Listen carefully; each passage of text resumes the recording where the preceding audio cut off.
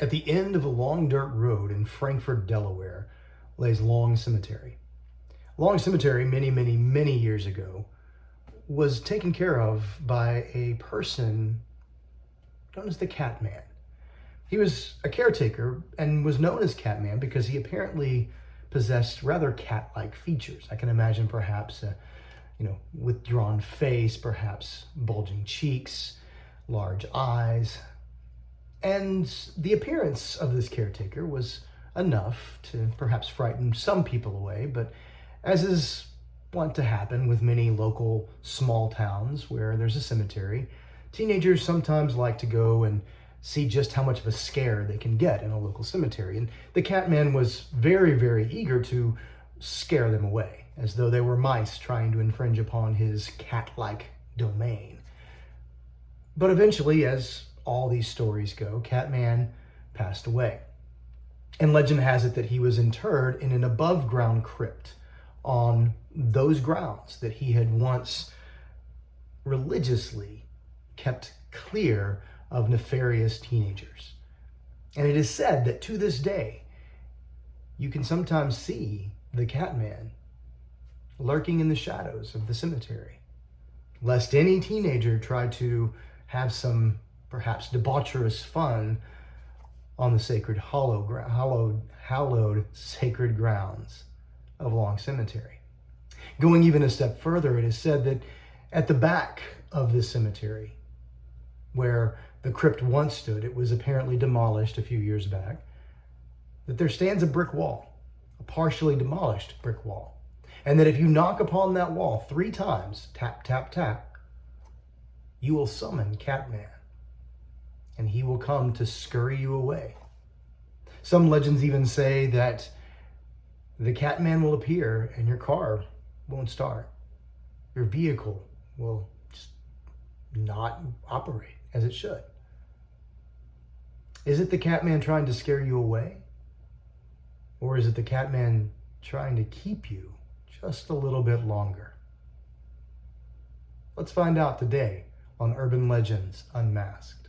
I'm your host, Chad Lehrman.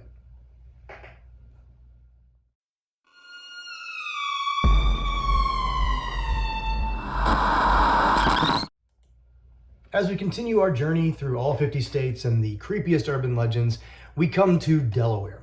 Staying up in the Northeast, we're going to basically continue on with some of the themes that we've already established on this podcast.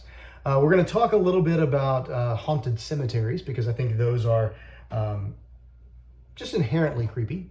Cemeteries themselves without an actual haunting are places that are somber and dark and inspire people to think of darker things, but also just this idea of summoning things. And so we kind of talk about that in the legend.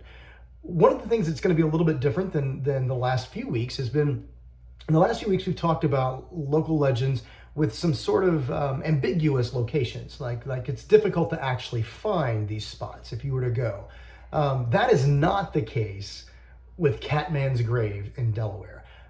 You can actually find this cemetery. The cemetery is actually Armwell Long, Colonel Armwell Long Cemetery.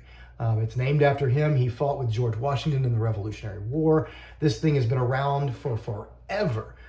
There are some graves in there dating back to the early 1800s. So this is an actually established thing. There's plenty of information on it. And while I'm not going to share location, like actual address or anything, it's easily found online if you are of the variety who wants to go and tempt fate and see exactly what Catman will or will not do when you summon him, or just, mess around in his grave.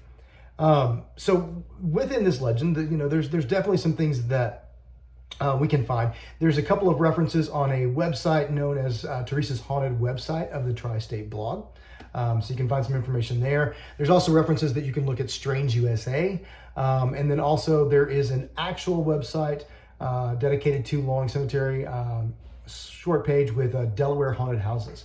And actually on Delaware haunted houses, there's a comment on there of somebody who claims that they live nearby. And that person claims that they live next to it. They drive their ATV around the area. And like I said in the intro, apparently this person's ATV will sometimes simply just fail to work. It just won't work in that region. So we do have some fairly specific evidence that some strange things are actually occurring here.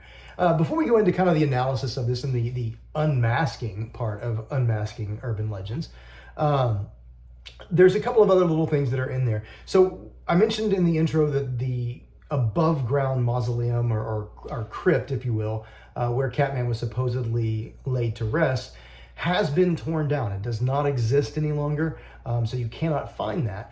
But there are mentionings on several websites that when it did exist, if you were to go inside of this particular crypt, you would see claw marks on the wall, like scratches, as though a cat had been trying to get itself out of an enclosed space. And again, this is one of those things, obviously we can't test this one. We can't go back and see if this is actually true or not. But it definitely adds to the factor on this. Now, Delaware, like most of these other states, they have a lot of legends. They have a lot of ghosts. And I think that we're going to find anytime we're up in the New England area, we're going to have a lot of ghosts because a lot of people died in that area and died in wars, revolutionary and civil, and you know, the 7 Years' War, also known as the French and Indian War. So anywhere there's a lot of battles and those kind of things, we're going to see some of these legends. Why I picked Catman's grave is because it's not simply a ghost. There is an element of it, and it brings us back more into what I feel are like the true urban legends. I love ghost stories, and they're definitely going to appear on this blog, on this podcast. But I really like the urban legends where if you look at it and with just the right angle, you're going to see a morality tale. And I think Catman is definitely one of those. So I can imagine that, you know, in the days when Catman existed, we're going to assume that this is true, that there was a cat-like caretaker of the long cemetery. I can imagine that if a strange-looking fella was moving around doing this menial, you know, manual labor job, that he was probably not treated very well. And that's based a large part on the fact that that's just what we do as humans. We don't treat our service workers very well, and especially those who perhaps have a, we're gonna use it kindly and say, unique look. So I would imagine that this caretaker not only was trying to keep people away from doing vandalism and messing around with a sacred place such as a cemetery, but he was probably also not too fond of the fact that he was probably going to be targeted in the midst of whatever these kids were doing. Which is sort of an interesting aspect, that the legend doesn't really have him harming people. He scares them away, but there's no threat of danger or death really, other than just the creepy factor. So maybe Catman was really just a gentle soul, like a nice, good person. And people took advantage of that. He's just trying to do his job, guys. Like, hey, you know what? You shouldn't be smoking pot in cemeteries or making out in cemeteries. If you are, that's how you get to be an unsub on Criminal Minds. Sorry, like that's just, don't do that kind of stuff, man. Like, be respectful of that. And therein lies where I think the unmasking comes. That's where I really think we can find sort of what the meaning of this particular urban legend is. They're trying to tell us to not go into a cemetery for any reason other than to be respectful of the dead, to pay our respects. And I grew up in a small town. I get it. I did not hang out in cemeteries on a regular basis. I did, however, occasionally go to a cemetery because it was allegedly haunted. And I've already done one episode on this, the Hope Cemetery blog or podcast that we did way back at the beginning. So that was kind of my one cemetery that we would go to and see what kind of, you know, ghoulish stuff might be up. So I get that. There is that element. We are drawn to that. But at the same time, you know, we are talking about places that are supposed to, for lack of a better way of putting it, be holy or sacred. These are places where people should not be going to be disrespectful or to dishonor the dead. And so, assuming again that Catman was a real person, him doing his job of trying to scare people off is completely believable. I mean, it's entirely possible. You shouldn't be doing those things. And the idea that if this person did exist and they were so, it sounds like they lived very close to the cemetery. So this really was their life. This was what they existed for, their purpose. It would make sense that if they were a supernatural ghost or entity that came back, that they'd be, I don't know, very much still pursuing that purpose of protecting that thing which was given to them to protect. So in the urban legend aspect of it, I mean, we've got these things where people are scared off from this cemetery, and maybe the legend itself arises because some locals didn't want people messing with the cemetery. I know that it wasn't that long ago where I live in Texas, probably about 30 miles from where I live, there was some grave desecrations that occurred. Gravestones that were knocked over, that were vandalized, thousands upon thousands of dollars in damage were done. And some of these graves were over 100 years old. We're talking about very historic situations. And there was much public outcry, and rightfully so. I mean, we are talking about one of those aspects of the human existence that we are both intrigued by and terrified by, and at the same time, we respect what we don't understand, and that's death. Like we don't want to spend too much time in the presence of death. We don't linger in cemeteries, but we like to know that they're there, that we like to have a physical place to go back to. And depending upon your belief pattern or what you believe, that is the final resting place of that person. That is their body, their existence is there, and that's it. Other people may look at it and say, well, the body is simply the cartridge in which the soul dwells, and that soul is not there anymore. And so for that person who says that they very much might be kind of a different mindset. They may not hold a cemetery in as much high regard. But culturally speaking, sociologically speaking, cemeteries are places of reverence. Acting boisterously or loudly there, goofing around is seen by many in society as very, very disrespectful. And so I can see this being an urban legend that is trying to keep people from going and doing goofy stuff in a place of expected reverence and sanctity. And I agree with that. Like, I think that should be done. I think you should take respect in these cemeteries, which is why in any website that I've read about Catman's grave, while they aren't discouraging you from going to there, they are encouraging you to remember to be respectful and also even seek permission and to ask what's going on. And I think that perhaps is another aspect of it. The tapping, when you go and you tap on the brick, it's perhaps your way of letting Catman know, hey, I'm not here to do harm. I'm just here to see what's going on.